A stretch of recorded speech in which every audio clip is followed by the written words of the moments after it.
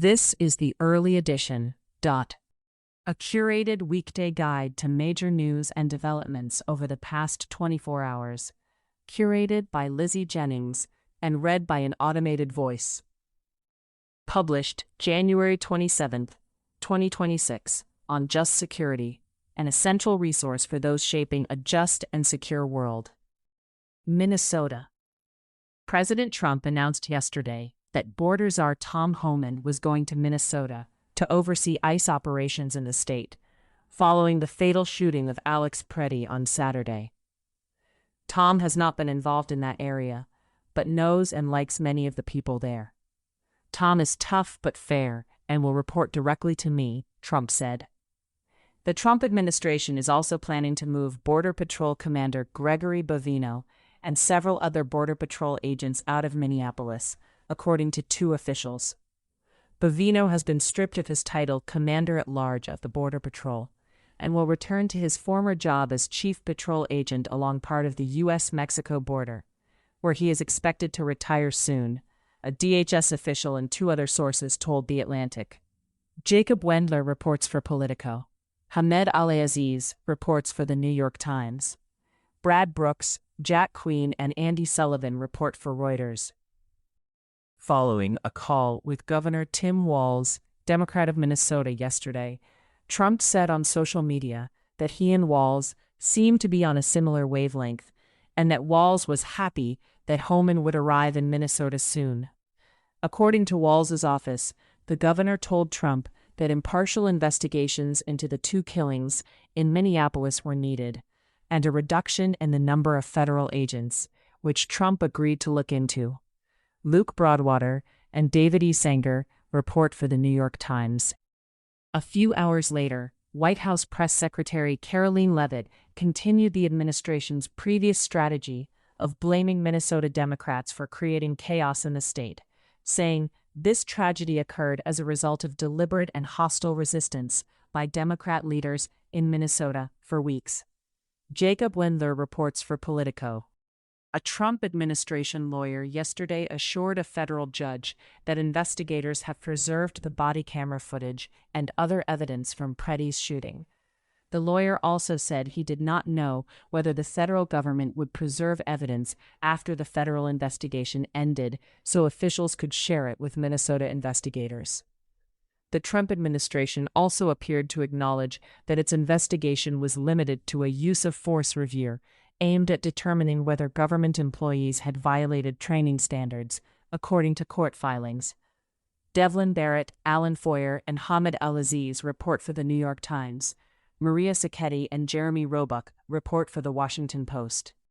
During another hearing yesterday in Minneapolis, Minnesota state lawyers urged a federal judge to order the federal government to dramatically curtail its operations. The judge did not immediately rule on the state's request. Maria Sacchetti and Jeremy Roebuck report for The Washington Post. Federal prosecutors yesterday dropped assault charges against a man accused of ramming his vehicle into federal agents during an immigration operation outside a Mexican restaurant in Minnesota this month. The dismissal of the charges against Jose Espinoza came at a 5-minute hearing where prosecutors did not present any witnesses to establish probable cause that an assault had been committed. Alan Feuer reports for The New York Times. More than 100 refugees with no criminal record from about a dozen countries have been arrested in Minnesota by immigration agents in recent weeks and flown to detention centers in Texas for interviews, according to lawyers and other sources. Israel-Hamas war. Ceasefire. Israel yesterday brought home the remains of the last hostage in Gaza. The return of Ron Gvili's remains should pave the way for the second phase of the ceasefire and the opening of the Rafah crossing in the coming days. Israeli Prime Minister Benjamin Netanyahu said yesterday in an address to the Israeli parliament, "The next phase is disarming Hamas and demilitarizing the Gaza Strip. The next phase is not reconstruction." Julia Frankel and Sami Magdi report for AP News. Trump told Axios yesterday that Hamas had helped locate the remains of the last Israeli hostage, adding, Now we have to disarm Hamas like they promised. A senior U.S. official confirmed that in a briefing with reporters. I will say Hamas was very cooperative in this. They fulfilled the obligation that they signed up for. Barak Ravid reports. Israel-Hezbollah ceasefire. Hezbollah said yesterday that an Israeli airstrike in southern Lebanon killed TV presenter Ali Noor al-Din. The Israeli military said that al-Din was a Hezbollah militant who recently worked to rehabilitate the group's artillery capabilities, Reuters reports. Russia-Ukraine war. The Trump administration has signaled to Ukraine that U.S. security guarantees depend on Kyiv agreeing to a peace deal that is likely to require ceding the Donbas region to Russia, according to 8 sources. Washington has also suggested it would promise Ukraine more weaponry to bolster its peacetime army if it agreed to withdraw its forces from the parts of the eastern region it controls, 2 people said. The United States has yet to give its final approval to the security agreements, even though Ukrainian President Volodymyr Zelensky said last week that the text was 100% ready. Christopher Miller, Max Seddon, Henry Foy, and Amy McKinnon report for the Financial Times. An AP News investigation has found that Bangladeshi workers were lured to Russia under the false promise of civilian work, only to be taken to an army camp for training in drone warfare techniques, medical evacuation procedures, and basic combat skills using heavy weapons. 3 Bangladeshi men shared accounts of being coerced into frontline tasks against their will, including advancing ahead of Russian forces, transporting supplies, evacuating wounded soldiers, and recovering the dead. Sonia Kalab reports.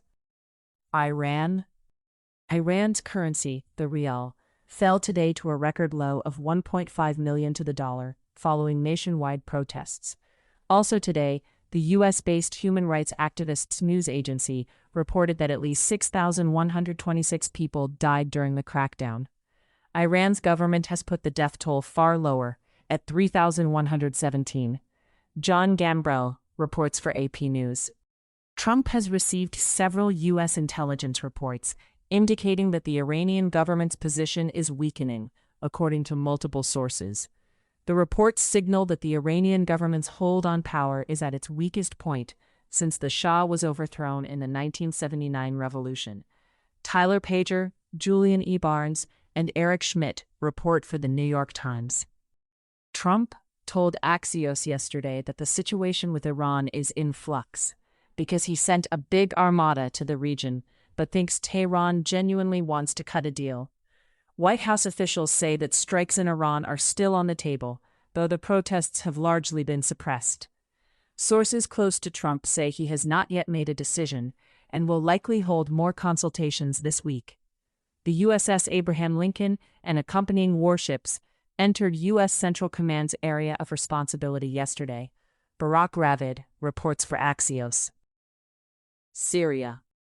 Russia is withdrawing forces from Qamishli Airport in northeastern Syria, moving to end its military presence in the area where the Syrian government is trying to seize control from Kurdish-led Syrian Democratic Forces, 5 Syrian sources said.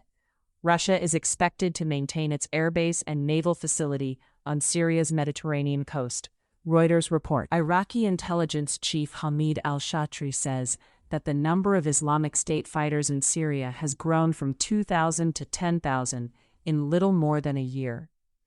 This figure has not been confirmed elsewhere. The latest UN Security Council report estimated 3,000 Islamic State members in Syria and Iraq combined, as of August last year. Loveday Morris and Mustafa Salim report for The Washington Post. Sudanese civil war. The Sudanese military said yesterday that it has broken a siege imposed by the Rapid Support Forces paramilitary on Dilling, a key town in the South Kordofan region. There was no immediate comment from the RSF, AP News reports. Other global developments. Iran is now the primary supplier of jet fuel and urea to Myanmar's military, according to a Reuters investigation. the deliveries violated Western sanctions on both countries. Gavin Finch, Devjot Ghoshal, Han Huang, and Adolfo Aranz report for Reuters.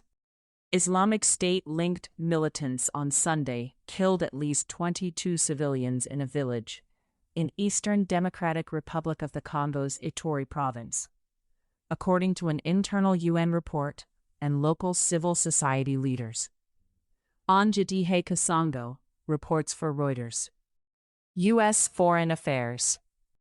Trump said yesterday that South Korea's legislature had failed to ratify a trade deal with the United States, and so hereby increased South Korean tariffs on autos, lumber, pharma, and all other reciprocal tariffs from 15% to 25%. South Korean officials today insisted that the trade deal did not require parliamentary ratification because the two governments signed a memorandum of understanding, not a treaty. Choi Sang-hoon reports for the New York Times. If anyone thinks here that the European Union, or Europe as a whole, can defend itself without the U.S., keep on dreaming. NATO Secretary General Mark Rutte told members of the EU Parliament yesterday. Several politicians pressed Rutte on his discussions last week with Trump about Greenland, though Rutte did not elaborate on the framework deal Trump announced. Jeffrey Gettleman reports for the New York Times. Canadian Prime Minister Mark Carney said yesterday that Washington would know if a free trade deal were on the table with China, pointing to a rule under the North American trade deal that requires parties to give such notice. Carney stressed that Canada's recent limited trade adjustments with China fall well short of an FTA and comply with USMCA rules. Zian Lum reports for Politico. Trump administration litigation. A federal appeals court yesterday declined to reimpose restrictions on federal agents at protests in Minnesota, refusing the American Civil Liberties Union's plea to do so in a new filing following this weekend's fatal shooting. The panel ruled that the limits imposed by a lower court judge earlier this month were too broad and vague. Zach Schoenfeld reports for The Hill. In case you missed it, yesterday on Just Security. Responding to the Trump administration's cuts to international judicial work. By Preston Lim. Is President Maduro a prisoner of war? By Tracy Begley, Benjamin R. Fairley, and Michael Schmidt. The Smearing of Alex Preddy and NSPM 7. By Tom Jocelyn and Ryan Goodman. Thank you for listening to Just Security's early edition today, January 27, 2026. If you enjoy listening, Just Security's analytic articles are also available in audio form on the justsecurity.org website. To stay up to date on Just Security's analysis of law, policy, and current events, go to justsecurity.org. Subscribe to Just Security on Substack, and follow us on LinkedIn, Blue Sky, Facebook, Instagram, and Threads.